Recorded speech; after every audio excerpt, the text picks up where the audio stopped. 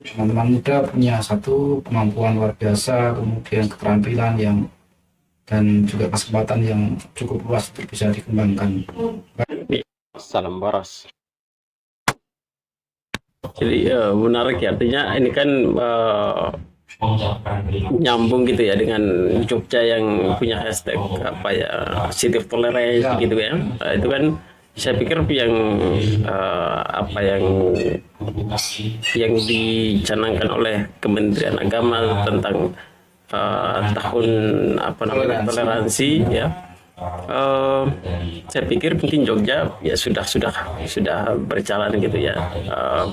Artinya mungkin apa yang istimewa dari program itu, apakah mungkin lebih mengeratkan teman-teman gitu ya, apa mengeratkan kita antara komunikasi antara umat beragama ini, ataukah ada hal baru lagi di luar dari program itu yang mungkin yang lebih mengeratkan lagi antara hubungan kita antara umat beragama ini, Pak?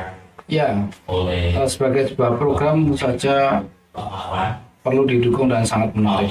Benar, Pak. Tapi kemudian ya kita sebagai umat, sebagai masyarakat yang tentu saja tinggal di lingkungan masyarakat itu juga perlu untuk mengupayakan itu, menjaga toleransi gitu kan. Benar. Menjaga toleransi.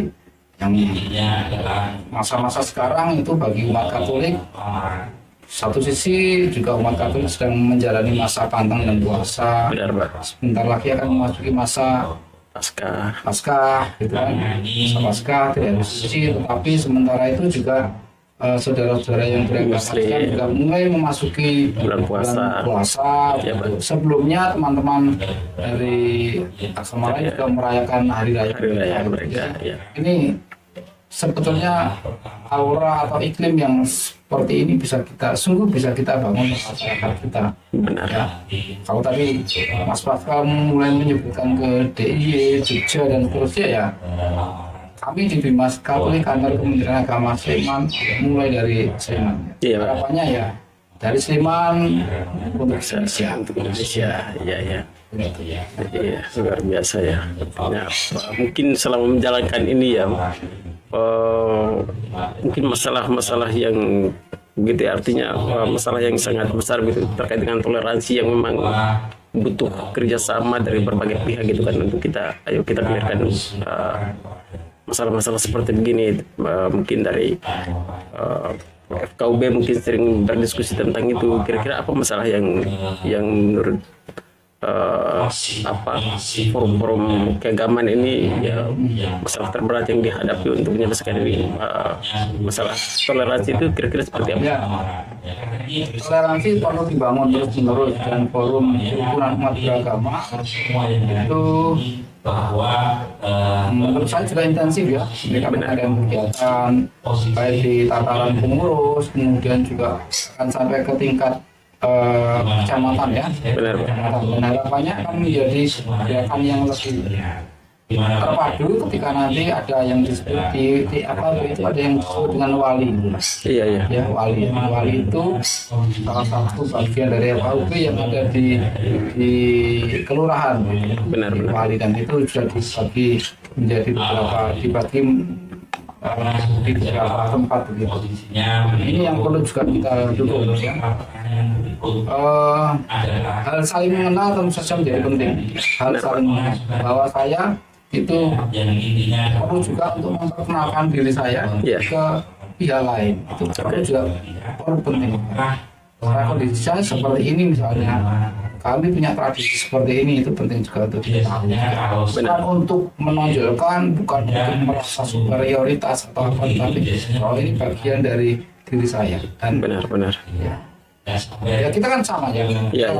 Sebelumnya kan sama-sama tidak saling kenal ya. Benar, Pak. Lalu kemudian kontak, meskipun kontak secara online gitu kan, melalui WA atau media yang lain, itu saling kenal. Nah, dari gambaran saling mengenal, lalu kurang lebih punya gambaran ya. Oh kalau teman saya itu seperti ini. Semakin mengenal. Kemudian ya, kalau misalnya mungkin mau cek itu ya bisa lebih luas lagi. Benar, Pak. Jadi itu yang mungkin juga perlu dibangun, mungkin, tapi ya tidak dipungkiri ada masalah, tapi masalah itu perlu diatasi bersama. Iya. Jadi pentingnya mungkin kita saling mengenal gitu ya, saling mengenal satu sama lain, perbedaan-perbedaan yang ada supaya ya saling menghargai itu pasti ada ya. Kalau sudah seperti itu. Jadi penting juga untuk selalu dibangun dan perlu dibangun di semua tataran gitu ya, tataran pemerintah, kemudian dengan segala unsurnya, komponennya, kemudian juga di masyarakat. Itu juga penting untuk diketahui. Luar biasa ya. Iya ya. Kalau untuk setiap event-event gitu, setiap event bukan semacam hari raya begitu, mungkin biasanya dari kementerian atau mungkin libatkan FKUB, mungkin adakan kegiatan-kegiatan bersama untuk ini begitu untuk ya untuk event-event satu yang kemudian juga apa menjadi kepedulian bersama itu kan mungkin dianggap biasa itu, tapi hal mengucapkan selamat itu sudah menarik ya. Hal mengucapkan selamat di Kementerian Agama sendiri kemudian sekarang dibangun juga keterbukaan untuk mengucapkan selamat kan? Jadi kalau di Kementerian Agama Kabupaten Sleman ketika kemarin Natal juga kan ada selamat hari Natal kepada umat Katolik dan Kristen ya, itu juga hal mengucapkan selamat tampaknya biasa, tapi kemudian menjadi bagian yang juga diupayakan ya. Lalu di tingkat bagi kami sendiri juga kadang-kadang menggunakan event itu ya, hari raya atau ulang tahun untuk juga mengucapkan. Saya sendiri mencoba untuk membiasakan ada teman-teman yang juga sedang merayakan raya atau sedang memasuki masa katakanlah liturgi dalam agama mereka yang mengucapkan gitu ya. Masuk masa puasa, kemudian di kegiatan yang tahun lalu itu ketika hari santri itu juga teman-teman penyuluh mengucapkan selamat hari santri. Ini salah satu ungkapan sebetulnya kita juga memberi ucapan itu kan memberi perhatian. Memberi itu ya. Benar Pak. Biasa ya. Mungkin dari era digital begini ya, dengan generasi yang berbeda begitu, mungkin menurut pengamatan begitu mungkin, atau mungkin dari Kementerian Keagamaan yang punya mungkin ada punya pengamatan atau ya katakan seperti itulah, untuk melihat bagaimana pergeseran era, generasi gitu ya. Apakah generasi sekarang ini berbicara soal toleransi ini, apakah mereka peka dengan hal itu, ataukah mereka justru malah lebih anti dengan hal seperti lebih fundamentalis atau di Dimas Katolik di beberapa program yang kami lakukan itu membangun semangat nasionalisme. Gitu ya. Di satu sisi membangun semangat nasionalisme, tapi di sisi lain itu juga membangun semangat yang selalu diinspirasikan oleh Monsignor Juki Pranoto. Ya, 100% Katolik, 100% Indonesia. Itu menjadi sesuatu yang bagi kami perlu kami tanamkan untuk kaum muda, siswa-siswa di di sekolah-sekolah negeri ya, mereka yang beragama Katolik, dan kami memberikan pembinaan seperti itu ya. Kemudian yang lain juga terkait dengan moderasi beragama ya. Kementerian Agama itu juga mempunyai program terkait dengan moderasi beragama, bahwa agama itu menjadi inspirasi hidup ya. Nilai-nilai keagamaan itu menjadi inspirasi hidup ya. Maka kemudian ya ada muatan-muatan yang ada di dalam moderasi beragama yang kemudian bisa diselaraskan dengan pembelajaran di sekolah-sekolah ya.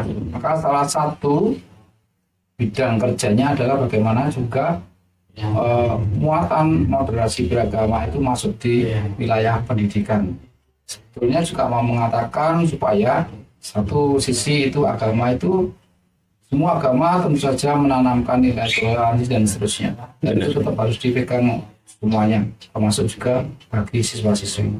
Ini yang apa namanya, yang juga terus bisa diupayakan gitu kan. Benar. Dan ya, selain diupayakan didukung juga ya, semua komponen begitu, baik di tingkat apa namanya di bidang pembinaan ataupun di bidang pendidikan. Ya, jadi untuk soal pembinaan rohani ini ya, ini kan PSBB ya, kita beberapa katakan hampir 2 tahun lah ya kita PSBB terus.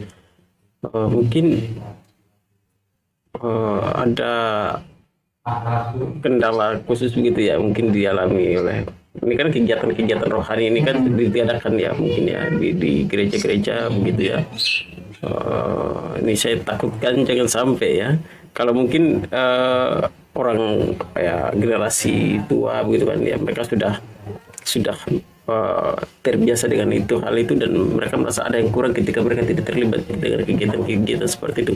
Nah, sedangkan teman-teman kita yang adik-adik ya, katakan seperti yang kelahiran tahun 2000-an ya ke sini, saya pikir mereka ya tanda kutip mereka masih labil ya untuk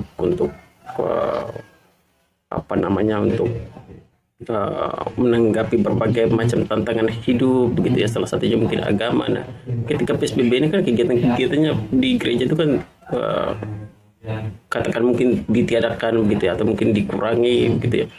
Nah, ini apakah mungkin mengurangi mengurangi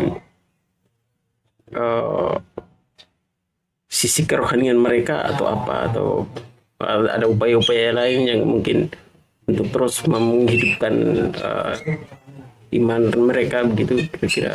Ya, tentu kembali ke keluarga ya akhirnya ya. Iya. Kembali ke keluarga, situasi, karena bagaimanapun kemudian ya keluarga dalam bahasa apa namanya, adargium yang disampaikan oleh gereja Katolik kan agama keluarga menjadi gereja eklesia domestika gitu kan. Iya. Keluarga kecil ya, tetap kembali ke keluarga ya. Itu menjadi tanggung jawab keluarga. Jadi tanggung jawab keluarga ya. Tidak bisa kemudian dibebankan, diserahkan semuanya ke gereja atau lembaga pendidikan.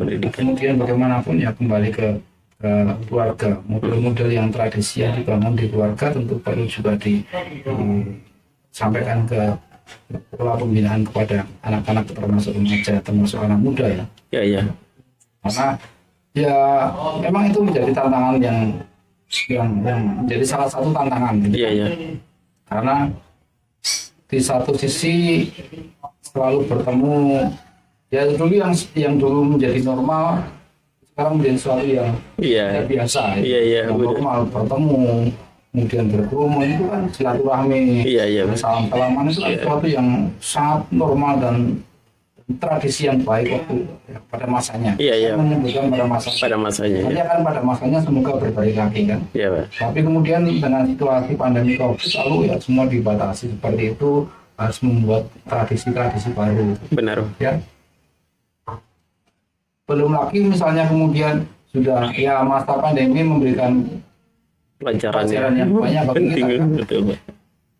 Begitu stop pertemuan kemudian dialihkan dengan pertemuan online kan, pelajaran jarak jauh ya. Kemudian dikembalikan lagi, lalu situasinya berbeda lagi, itu kan ya, pasti juga punya dampak, punya efek terhadap satu habitus ya, kebiasaan. Benar. Tapi juga apa namanya, psikologisnya ya. Anak-anak mungkin juga dulu sudah ya, saya punya pengalaman karena anak-anak itu sudah senang mau sekolah, ketemu dengan teman-teman, kemudian ada pembatasan lagi, dan bisa ketemu lagi. Kami yang orang tua yang menggunakan pola pendampingan seperti ini kemudian harus menyesuaikan atau harus belajar lagi atau menciptakan suasana lagi ya. Dan sekali lagi ya keluarga begitu. Iya, ini kan tadi berangkat dari apa obrolan kita sebelumnya ya, artinya sekarang kan generasi tua ini ya, generasi sebelum apa ya katakan ya generasi tua lah begitu ya. Artinya kan ini kan mereka juga baru menyesuaikan era ini, era digital ini ya. Nah ini kan, nah sedangkan mereka mendampingi anak, minimal mereka harus menguasai itu, menguasai platform sosial media atau apa, kegunaan-kegunaannya, dampak sisi, mengerti sisi negatif positifnya, supaya mereka ya tidak salah untuk mengarahkan mendampingi anak-anaknya begitu ya. Dan kadang-kadang orang tua lebih, saya punya pengalaman, ternyata anak-anak saya lebih maju dengan saya. Anak-anak saya lebih maju karena hal penguasaan atau bukan belum dicapai di tahap penguasaan gitu kan, tetapi pengetahuan mengoperasionalkan sesuatu itu mereka kan ini loh ya, ini loh ya. Dan ini sebetulnya satu sisi yang kemudian bisa disampaikan kepada anak-anak gitu kan. Benar. Kami punya pengalaman begini ya, selain tadi menggunakan gadget secara lebih maksimal untuk mendukung gitu. Tapi sebetulnya juga bisa anak-anak sekarang ya, ini saya pengalaman juga kan ya. Benar. Kami punya anak, kemudian anak itu suka foto-foto gitu kan.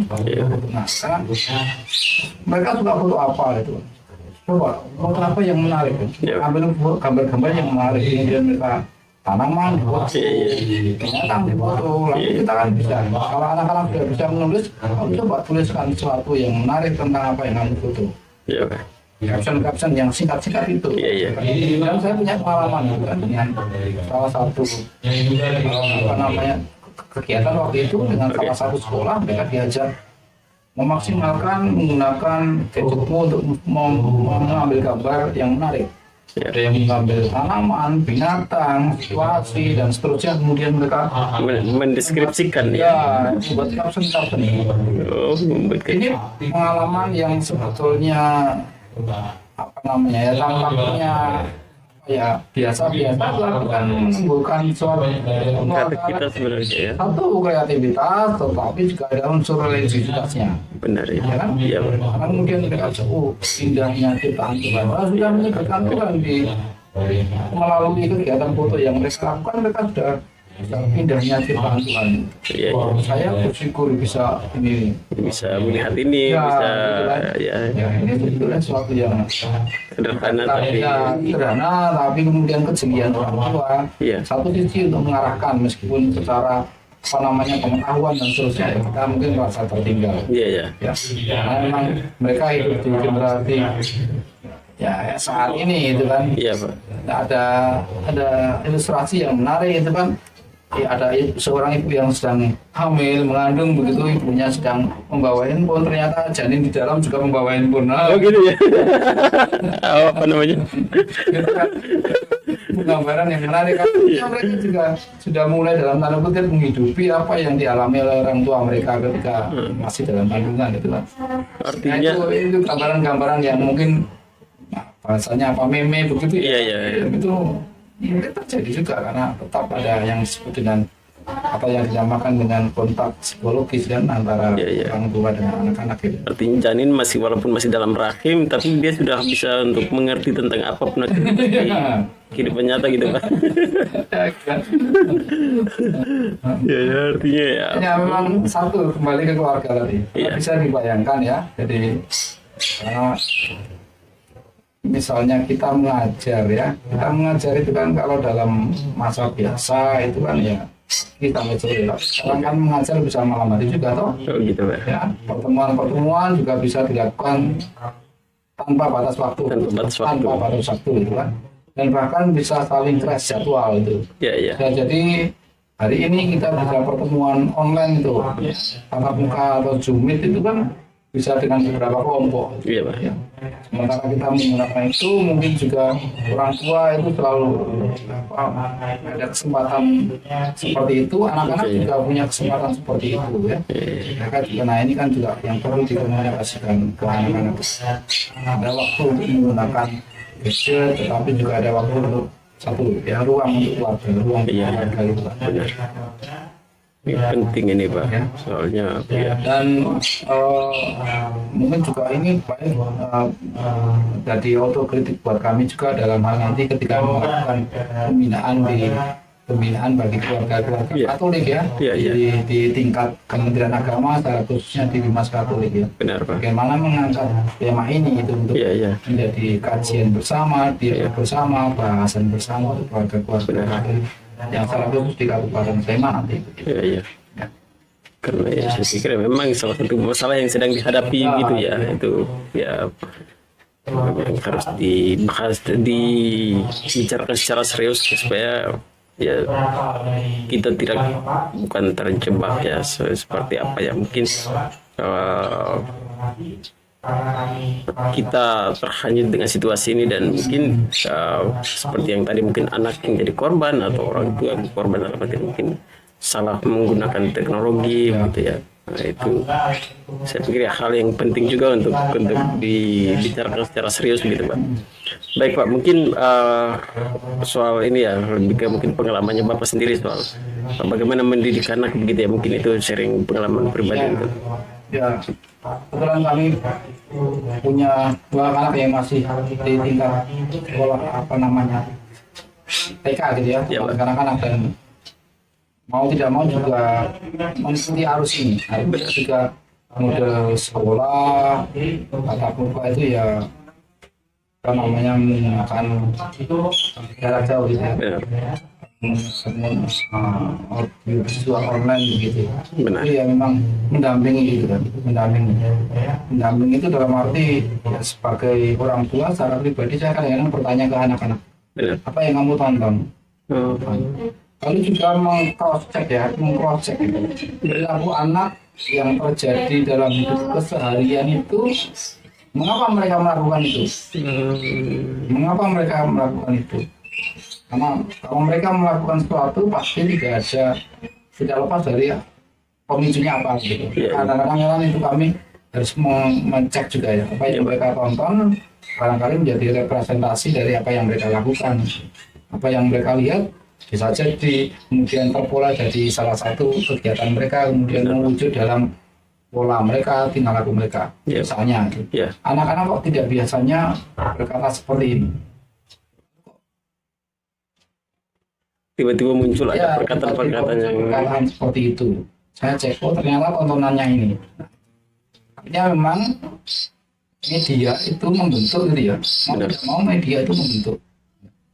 Ya selain tadi ya tradisi dalam keluarga, tapi ternyata sampai sekarang juga media itu membentuk ya. ya, Membentuk karakter, dan kita sebagai orang tua saya itu merasa juga perlu untuk mencermati apa yang mereka tonton. ya, Harus kemudian tidak ditonton, ya, ya, tidak ditonton. ya, harus memfilter ya. Atau sebaiknya menonton yang ini, karena kamu kalau menonton yang ini, kamu mungkin akan kemarin menarik itu saya hanya bertiga dengan anak-anak toh Baik, Pak. jalan begitu lalu. Kenapa kamu mimpi buruk itu? Karena mimpi buruk itu kalau setelah nonton ini, berarti apa itu? Mereka berarti ada yang masuk ke memoriku gitu. Dia sudah sampai ke situ ya. Oh, iya. Oh ya, berarti kamu tidak perlu nonton yang seperti itu, karena kalau kamu nonton yang seperti itu nanti itu masuk ke memorimu, Iya. kamu membuat kamu mimpi buruk. Oh gitu. Sampai ke situ ya. Iya, iya, iya. Ini temuan yang beberapa hari kemarin baru terjadi ketika Benar. saya dalam perjalanan bersama dengan anak-anak. Jadi memang mau tidak mau harus orang tua harus meluangkan banyak waktu Ya, untuk anak-anak ya betul. untuk Sementara orang tua sendiri Mm-mm. ya memang perlu juga melakukan aktivitas, dan aktivitas itu juga terkait dengan audiovisual media online seperti ini. Benar. Memang perlu untuk membagi waktu, Waktu, ya. dan bagi diri sendiri tapi juga bagi anak-anak saya. Iya, iya. Wah, luar biasa ya. Memang itu menjadi tantangan tersendiri ya, karena memang banyak masyarakat gitu ya, banyak orang tua yang tidak memahami tentang dunianya anak-anak gitu kan, dunianya bagaimana mengarahkan dengan kehadiran teknologi. Mereka kebingungan untuk bagaimana mengarahkan anaknya untuk mempersiapkan anaknya untuk bagaimana menyambut teknologi ini untuk produktivitas atau hal-hal yang lebih positif gitu ya. Baik Pak, mungkin saya pikir sudah mungkin sudah panjang kita ngobrol gitu ya, luar biasa sekali. Terima kasih banyak Pak. Mungkin apa harapan untuk teman-teman muda untuk lebih peka terhadap hal-hal seperti ya keberagaman, toleransi. Oke, ya. Nah, Baik, teman-teman muda tentu punya kemampuan, bakat dan kesempatan yang luar biasa sampai dengan saat ini. Ya. Teman-teman muda punya satu kemampuan luar biasa, kemudian keterampilan dan juga kesempatan yang cukup luas untuk bisa dikembangkan. Lalu kemudian menggunakan sarana-sarana termasuk audiovisual itu dengan baik gitu ya, dengan baik dan tentu saja bertanggung jawab. benar. Dan yang lain ya tetap membangun jejaring, membangun sikap yang lebih inklusif gitu, bahwa selain ada kelompok kita tapi juga ada kelompok lain. Kemudian jejaring interaksi yang inklusif akan juga semakin memperdalam pemahaman tentang diri kita sendiri.